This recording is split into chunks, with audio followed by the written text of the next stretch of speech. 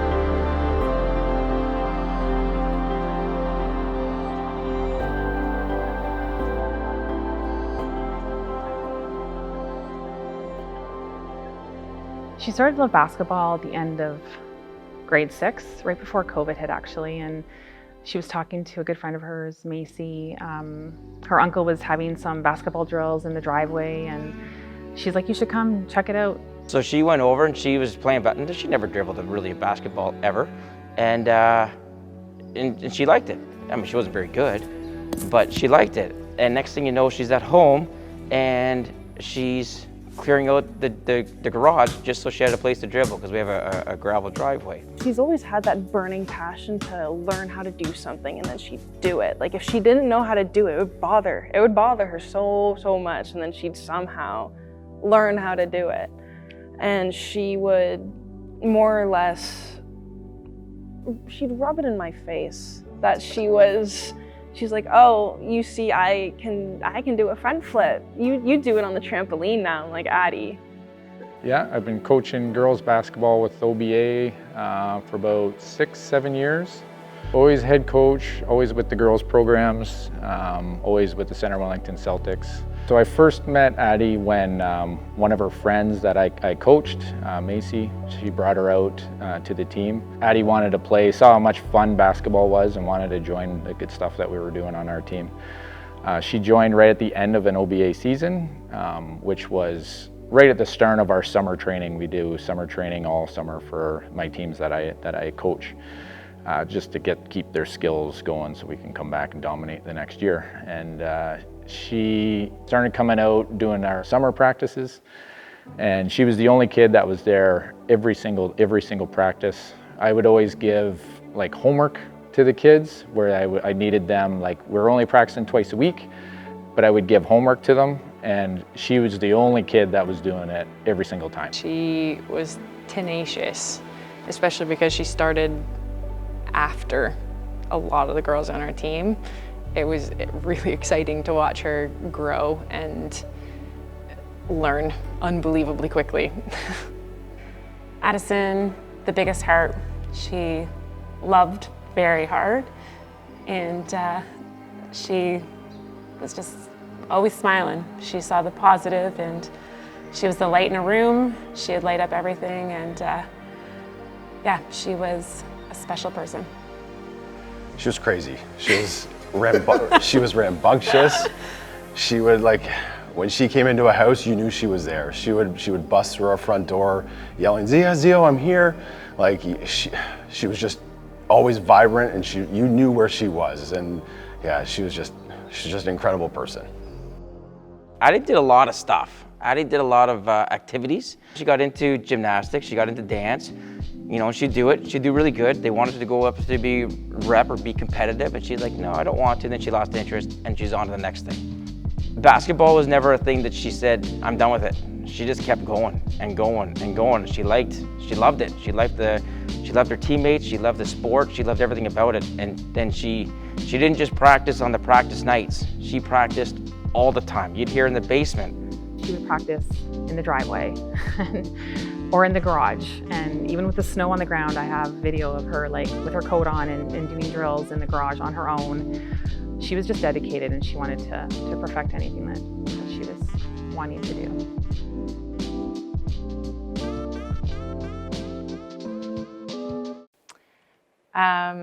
We were at camp and she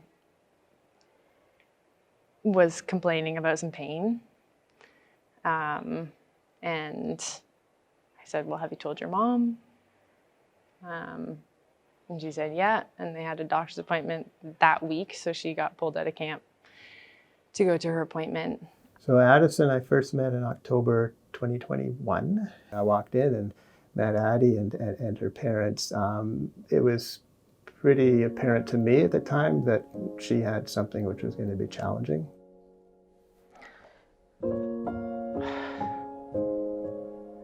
It was tough.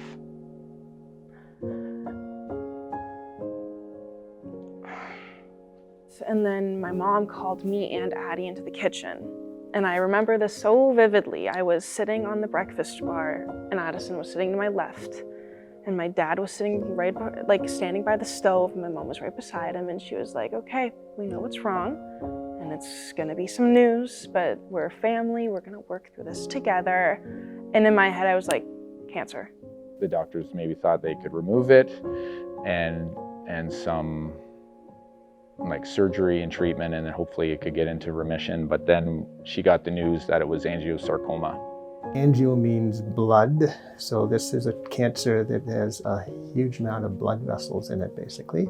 Sarcoma is the term we give for cancers of soft tissues, so typically fat or muscle, bone, things like that, cartilage. And in her case, it arose in the breast. It can happen anywhere in the body, but hers was the breast. It's extremely uncommon in adults. It's extremely rare in children, and in fact, over the 30 years I've been here, she's only the 4th kid with that type of cancer that I'm aware of.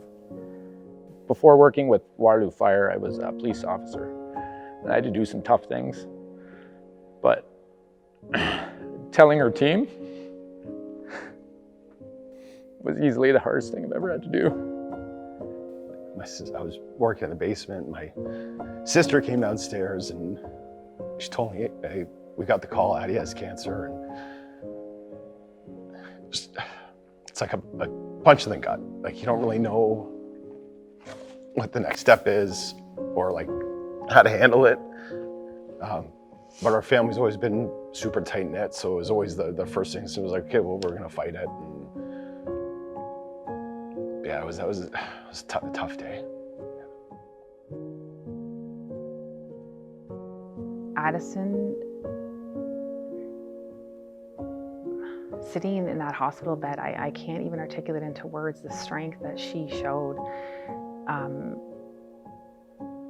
She just took the bull by the horn. She knew where she had to do, and everyone came in the team to hook her up, and she had fun in that room. You know, she took the cancer diagnosis, obviously not very great, but she also didn't give up. She never gave up. She wrote a story called Never Give Up to help other kids get through this horrible disease and give them encouragement, even through a time where she was suffering. She's, again, thinking of others. How can I help other kids go through this? So she literally wrote a story, Never Give Up, to give them some positive encouragement. So it was, for her mentally, I remember being at Starbucks on University Avenue at Sick Kids and wheeling her in a chair after radiation. And we pulled in and there was a bulletin board that said, you know, how do you deal with your mental health? How do you get through a day? What helps you? And she wheeled herself up to the counter, and I was at the checkout, and she wrote down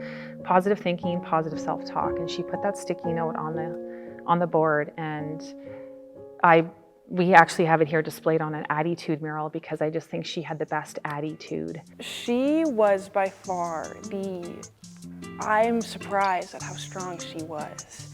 This girl would like sing through chemo and make bracelets.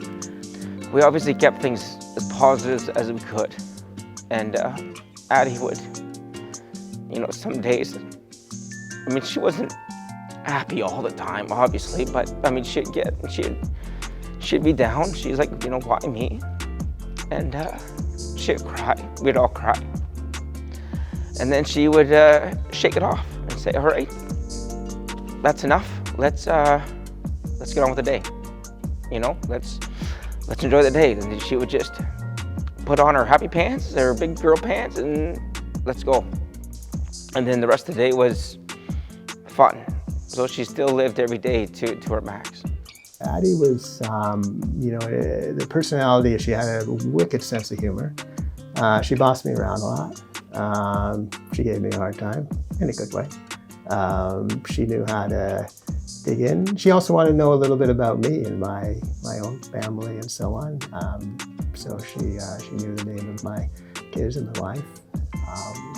You know, it was a personal connection that was there. One of the things that, and this applied to the nursing staff, the people who would deliver the food into her room, the technicians down in the radiology department, the surgeons, everybody. I mean, she didn't pick and choose her friends. She didn't pick and choose who she was going to talk to. It didn't matter who you are. You were part of the team. She was part of the team, and she's a team player. Right? Talked about her basketball. She's a team player. I remember the story, apparently she was about, you know, she couldn't play at that point, but she was sitting with her coach. The refs made a brutal call. Made a call that maybe I didn't agree with. And then Addy gets up and starts yelling at the ref. The ref turns around and gives her a warning that she was gonna get kicked out of the game. So that was definitely the highlight, and that's definitely this kid. Every practice that we had that she was not in sick kids, she was there, happier than ever, farting around, playing with the kids, laughing, having a great time. Again, everybody just going to her because she's just the way she was, just a ball of energy. It was her life. She connected with that team. It was what she needed, and even in the hospital room, like she wanted to get well just to play basketball. Any chance that she got, she wanted to show up at practice or games, even with her pick line and, you know, no hair after surgery. She was here, you know, shooting hoops with her coach Marie too. It was her outlet. It was a place where she could just be a regular kid and not have any cancer hospital talk. She'd never not be smiling. The only time she wouldn't be smiling was if she was being hurt or the tumor was hurting her, and that was like understandable. I was like, yeah, of course. But most of the time, the only videos I have in my phone of her is either she's trying to piss me off, she's laughing at me, she's just like, she was the life of the party. Like every single doctor in there, when they were like, oh, let's go to Addy's room, they just knew exactly who she was with how she was acting and how bright her personality was. Addison heard a bell ring in the hallway at Sick Kids, and she knew that that person was going to be cancer-free, that child, and she started crying tears of joy for that child. And I looked at her and I said, don't worry, we're going to ring that bell. You're going to ring that bell. And she's like, Mom, we have to do more for these kids at Sick Kids. We need, what do you want to do? She's like, we got to fundraise. We got to raise some money. Okay, let's do it. So you're telling me that your daughter was a patient at Sick Kids and thinking about how to fundraise for kids that were at the hospital while she was a patient there herself? Yeah, she was receiving chemotherapy that day, and she's like, we got to do more. So we started, you know, thinking of ideas, and she loves cotton candy, and I'm like, well, we can have a lemonade stand. We can sell some cotton candy. You love basketball. We can have a basketball game. You know, we'll contact your coach and see what we can do. When Jessica first mentioned it to me, she asked me if there was a gym available that we could maybe have a little barbecue, lemonade stand, and have the girls play basketball. And then I just mentioned to her, I was like, let's get bigger. Like let's see if we can get my whole, like this Centre Wellington Celtics, can we get the whole club out, have play basketball? Maybe we can get 3-on-3 tournaments. So we just brainstormed some ideas and we came up with that, and then just have the whole our whole club come out and support her. He started the basketball side of things. I started the fundraising side of, as far as like a family fun day with like carnival games and cotton candy. And so we kind of tag teamed it together, and with an army of people behind me, because this just does not happen with just me. The community support is absolutely incredible. It is just unbelievable. I mean, Addy And Alyssa, with them, both of those girls growing up here, we obviously, you know, they have a lot of friends. We knew a lot of people. We knew a lot of families. And during this journey, we're obviously meeting a lot more families too. And it is just mind-blowing, the support that we're getting. We raised over $200,000 last year, and there are not enough words in the English dictionary to give thanks for the community that has supported us from day one. Strangers, community members, like they keep my family standing to this day. They kept Addy standing during all of it. I am so thankful and grateful to live in this. I'm so blessed to live in this community. They just wrap their arms around me. They hold my heart in their hands every day, and they have not stopped since the start of this journey. And sometimes I just think thank you is not sufficient enough to say thank you, but it's a lot. But I'm so grateful for it all. I'm grateful for it all. And within just the 3 months, we were able to grow it to, we had about 40 teams and then 25 teams on the Saturday. So it was pretty phenomenal what happened last year in a short period of time. Unfortunately, as we got closer to the event, she got sicker and sicker and wasn't able to come.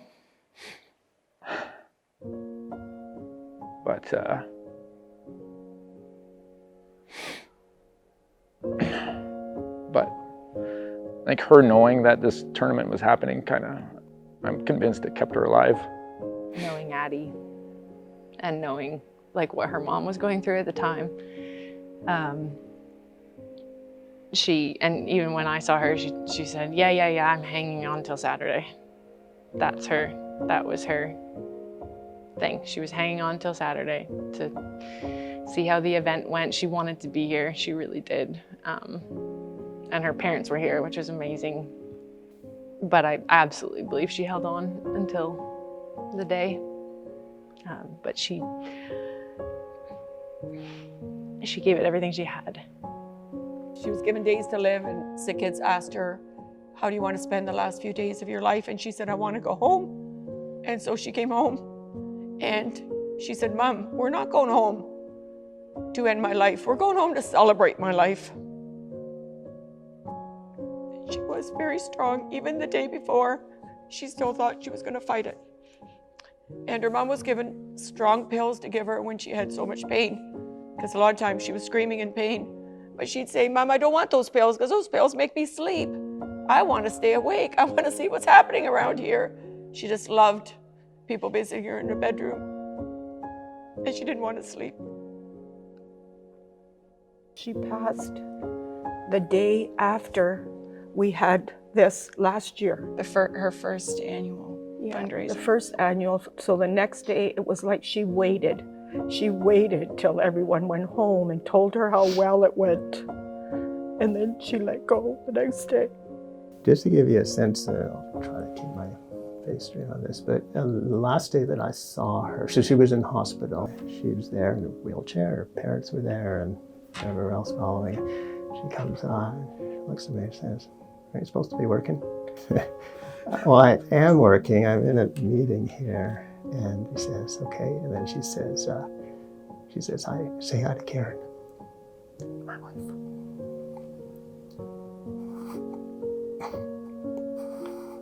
Sorry. That's who she was. It was never about her. But that was the last she said to me.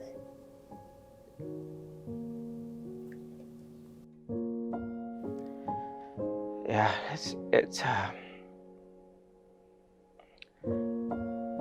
I didn't really believe it until like the last 3 weeks. You know, I always thought she's strong, she's young, she'll beat it. But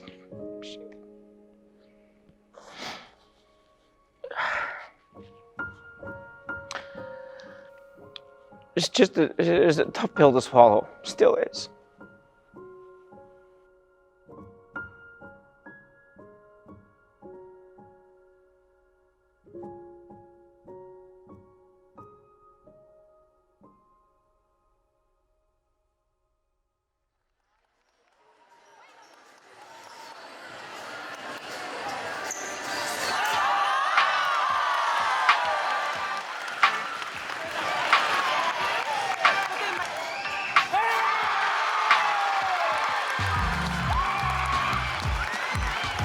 We're back again this year for a second annual Family Fun Day to raise more money in support of sarcoma research.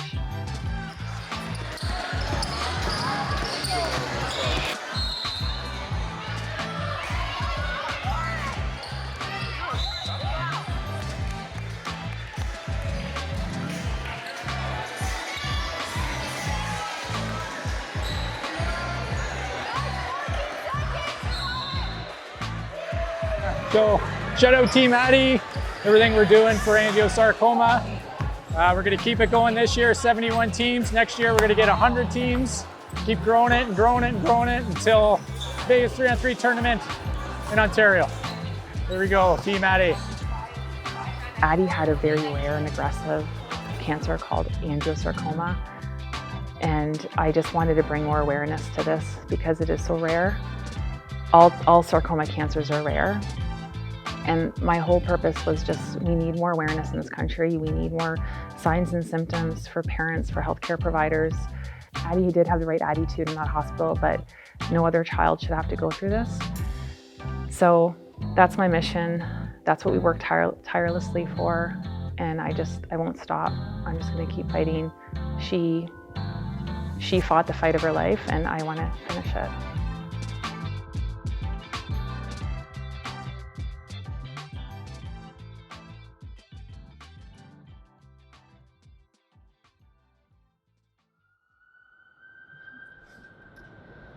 As Addy's parents and sister, we proudly stand before you today with hearts full of gratitude, touched by the kindness and care you have shown towards our daughter Addison. Addy cherished every moment spent here, for this hospital became our second home, a place of healing and joy. Your dedication, compassion, and tireless efforts to bring comfort and support to Addy and our family will forever be etched in our hearts. And somehow you all magically were able to turn this place into more than just a hospital. It became a place of hope and healing and happiness for Addy, despite the challenges that she faced every day. We came to Sick Kids for the first time, like many families, feeling scared and unsure. As the news of Addy's battle with cancer spread, she told Dr. Malkin that he should really get his hands on a crystal ball. Addy didn't waste any time asking us if we could get him one. She carefully picked it out, and the next hospital admission, she gave it to him. As Addy handed this to him, she said with authority, "Now you have to learn how to use it." Laughter filled the room, and in a strange way, Addy found comfort in knowing that Dr. Malkin now had his hands on this crystal ball. But its power wasn't predicting the future, but in believing in all possibilities ahead. To Dr. Malkin and your entire team, thank you for the unbelievable care you provided for Addison. Your relentless dedication and fight for her meant more to us than you will ever know. Your ongoing efforts to help other children facing similar challenges are a testament to your compassion and commitment. Your ability to nurture a positive and open relationship, and your willingness to engage and answer all of her never-ending list of questions not only eased her anxiety, but also created a relationship built on trust and compassion and comfort. In a world that often feels divided, Precision Child Health is a reminder that we are all connected. To everyone who's contributed to this campaign, whether through creativity, dedication, or simply by sharing our daughter's story, we extend our heartfelt thanks. In her memory, we have witnessed something truly remarkable today. Sick Kids Hospital, devoted to healing and hope, was inspired by her story. Addy's legacy lives on, and we honor her and all of the brave children who fight their battles each and every day as we move forward. May this crystal ball remind you that even in moments of uncertainty, hope and determination can light the way to a brighter future. Thank you.